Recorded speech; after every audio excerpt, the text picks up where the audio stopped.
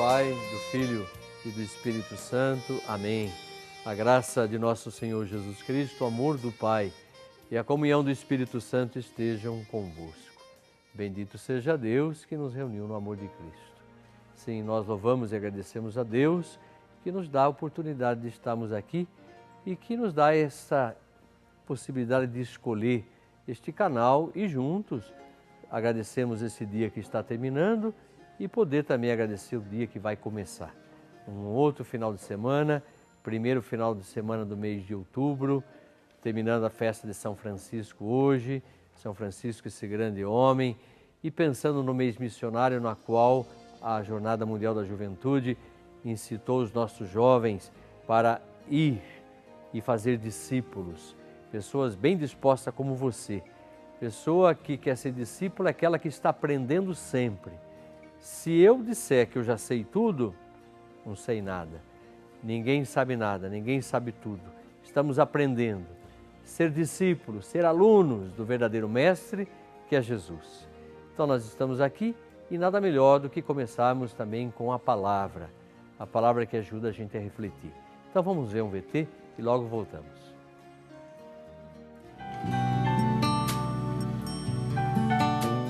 Ai de ti, Corozaim! Ai de ti, Betsaida!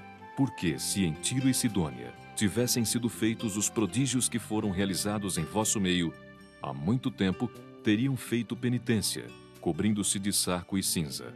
Por isso, haverá no dia do juízo menos rigor para Tiro e Sidônia do que para vós. E tu, Cafarnaum, que te elevas até o céu, será precipitada até os infernos. Quem vos ouve, a mim ouve, e quem vos rejeita, a mim rejeita. E quem me rejeita, rejeita aquele que me enviou.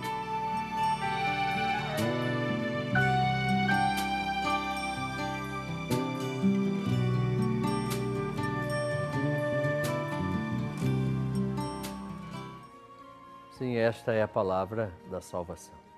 Esta salvação a qual nós damos glória a Deus, porque a palavra é Jesus que se encarnou e comunica constantemente com a gente, através dos escritos, porque esse escrito é a palavra na qual, inspirada pela ação do Espírito Santo de Deus, ela se faz nossa história e a cada momento tem um significado.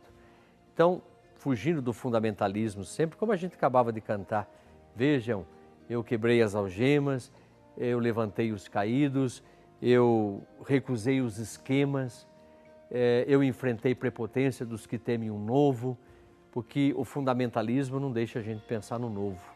E hoje nós estamos no século XXI.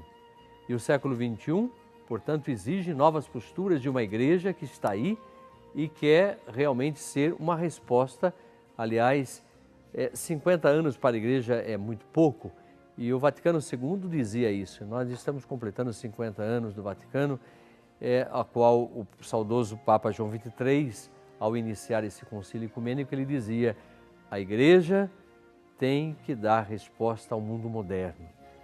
A igreja tem que ser essa resposta que busca, lógico, em Deus, naquele que revelou a vontade de Deus, como o próprio Jesus dizia: aquele que ouve a mim, está ouvindo o Pai. E se está rejeitando o Pai, está rejeitando a Ele também, porque Ele revela o Pai. Então, pensando nisso, nós somos chamados, a partir de Francisco de Assis, a sermos promotores da paz. E para promovermos a paz, a gente precisa de uma humildade, lógico. A humildade de compreender que nós somos instrumentos desse amor, instrumento desta paz, mas para que a paz possa acontecer, existem algumas condições. Eu só estarei em paz quando a verdade estiver em mim. E a verdade, o próprio Jesus se identifica como verdade. Se identifica também como caminho, se identifica como vida e se identifica, então, portanto, como caminho, verdade e vida. Então, é dentro desse Jesus que nós encontramos o verdadeiro caminho que nos leva à verdadeira paz. Então, torna a dizer, só estarei em paz se eu estiver na verdade. O saudoso João Paulo II, que vai ser canonizado, palavra que significa declarado que amigo de Deus, porque, como diz o próprio Jesus Cristo, eu já não chamo mais de vocês de servos, mas amigos, porque tudo aquilo que eu revelei, aliás, tudo aquilo que eu revelo a vocês vem do Pai e eu revelo a vocês. Não tem segredo mais. O segredo é que o Pai ama a todos e quer pessoas bem sedimentadas na vida, não obstante os equívocos que existem em cada um de nós, né? Cada um vive dentro da sua constituição psíquica, dentro da sua história, vivendo momentos às vezes até difíceis, mas nós somos chamados a transcender, a ressignificar esses valores, a buscar um novo significado para a existência e a partir do ensinamento de Jesus, porque ele faz aí, por exemplo, não uma ameaça, ele está dizendo, ai de ti Corazim, ai de ti Betsaida, e assim, se de fato tudo aquilo que foi ouvido, tudo aquilo que Jesus pregou e falou, não houve mudança, não houve conversão, não houve, portanto, uma sintonia de vida. Mas eu pergunto, a pessoa se converte verdadeiramente? A pessoa muda verdadeiramente? Ou será que nós vamos mudando o nosso comportamento aos poucos? Que isso é muito dinâmico, né? É muito dinâmico. Muita gente fala assim, eu me converti. Não, espera um pouco, a conversão é todos os dias. Hoje estou convertendo, estou tendo mais consciência da minha vida, talvez consciência que eu não tinha ontem. E oxalá, se esse futuro me for permitido, que eu tenha mais consciência ainda e que eu busque nesse plano de evolução evoluir também.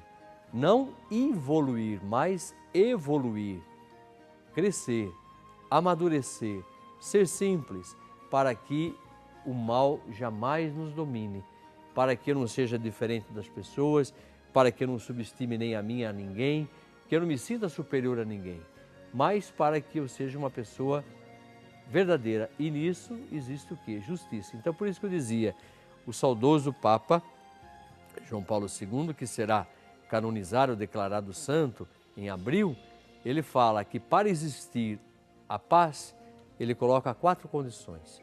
Ele coloca a verdade, a justiça, o amor, a fraternidade. Então, quando você estiver em paz, quando você começar a promover a paz, significa que você está com a verdade. A verdade é sobre você, a verdade é sobre Deus, a verdade é sobre o homem, a verdade é sobre a história. Não ficar mentindo, porque toda pessoa que mente está fora da realidade, não consegue enfrentar a realidade e por não enfrentar a realidade ela precisa mentir, que é um mecanismo de defesa dela, lógico.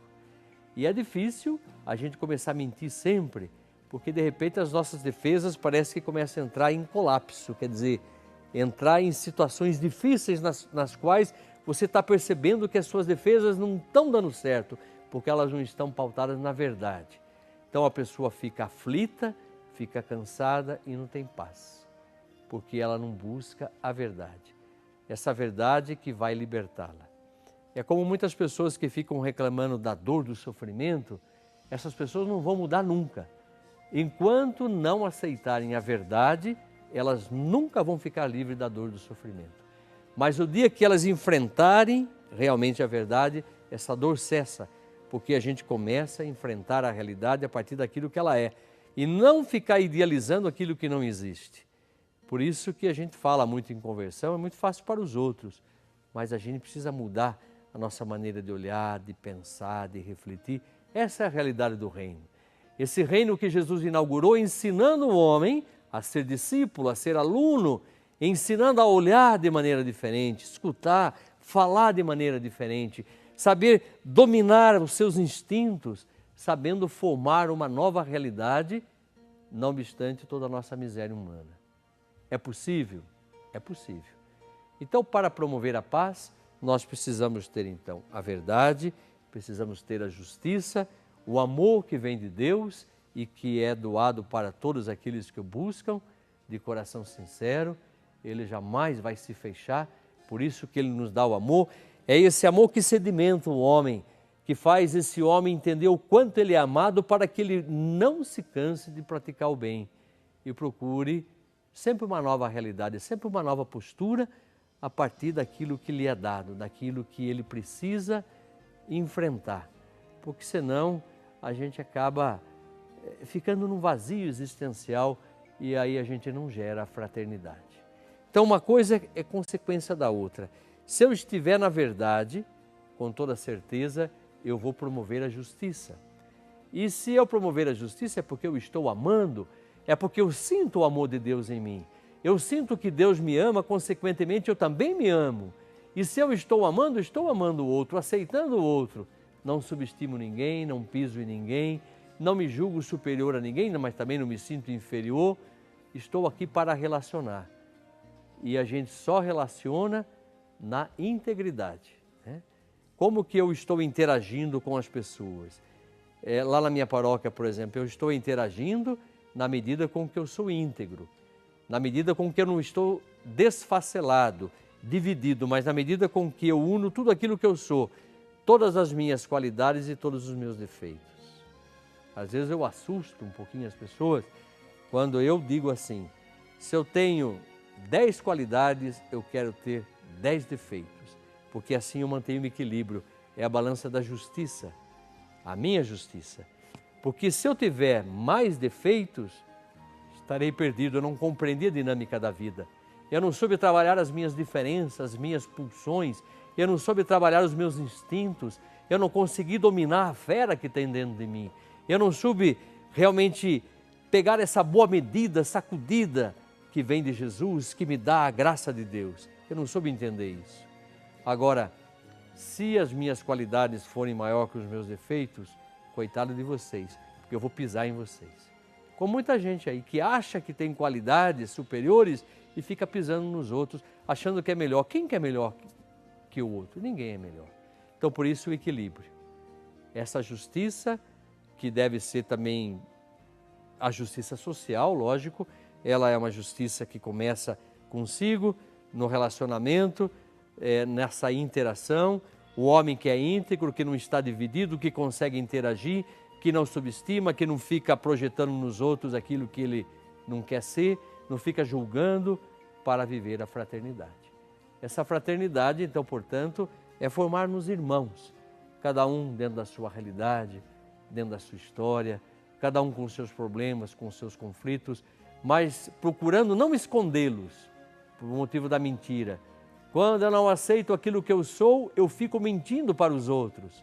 Aí eu fico em colapso comigo mesmo, porque as minhas defesas já não estão conseguindo mais ser suficiente para esconder tanta mentira.